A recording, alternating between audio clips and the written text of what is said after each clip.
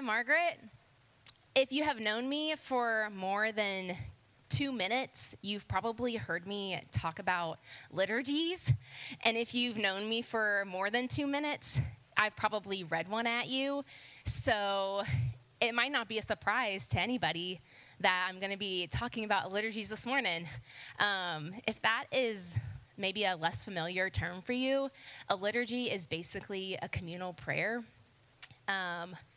They're designed to be read aloud in a particular time and context for a particular group of people.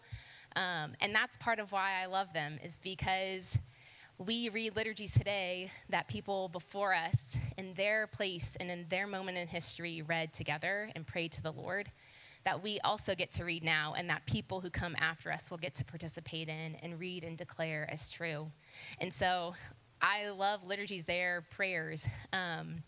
Whether they celebrate something really big and exciting or something really mundane. For me, they help me in my own core, in my own gut, my own soul experience more of who Jesus is. I think there's something really beautiful about participating with audibly saying these things and then hearing your own voice declare these things as true. Even if it doesn't feel like, man, this really speaks to where I am today. Something happens when you choose to say it and when you choose to participate. So at the end of 2024 was my year of liturgies. Yes. Hokie fam has been on the receiving end of that, so thanks, Hokie fam. But 2024 was my year for liturgies, and I got excited in December about, what if I tried my own hand at writing a liturgy to describe this year, to pray through this year, to articulate what the Lord has done in this past moment in time. So I did that. I wrote myself a liturgy for 2024, and I'm going to read it this morning. And that feels kind of wild because I didn't write it with the intention of really sharing it or reading it in this context.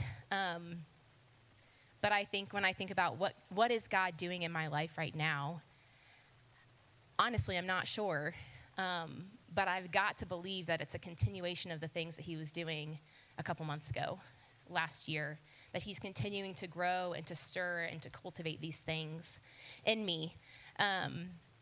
So, yeah, I figure reading this liturgy will be a way, probably the most honest way for you to get a glimpse into what I feel like God is up to. So it feels a bit vulnerable, feels a bit odd. It's probably not the greatest liturgy that you will ever read or hear, but it's what I have, and so I'm going to offer it. But this is my liturgy for 2024.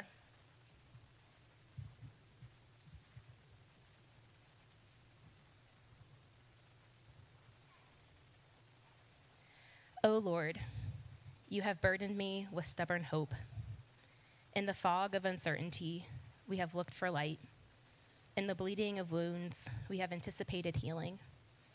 In the whiplash of transition, we have clung to the rock. In the loss of one church, we have seen your people sent out, taking beauty and richness to their new neighborhoods. O Lord, you have burdened me with perplexing joy.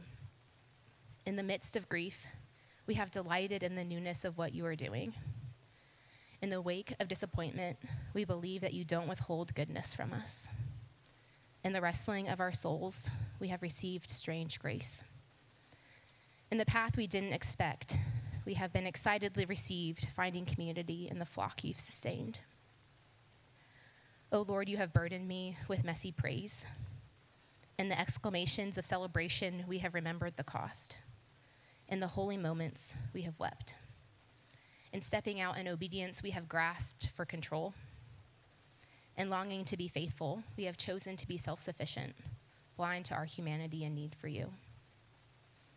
O Lord, help these burdens feel like blessings. You have blessed me with stubborn hope. You have blessed me with perplexing joy. You have blessed me with messy praise. Amen. So that's what I think the Lord is continuing to do. I think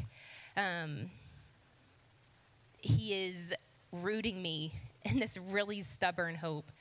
I think he is cultivating this perplexing joy, and I think the invitation is for me to continue to offer my messy praise.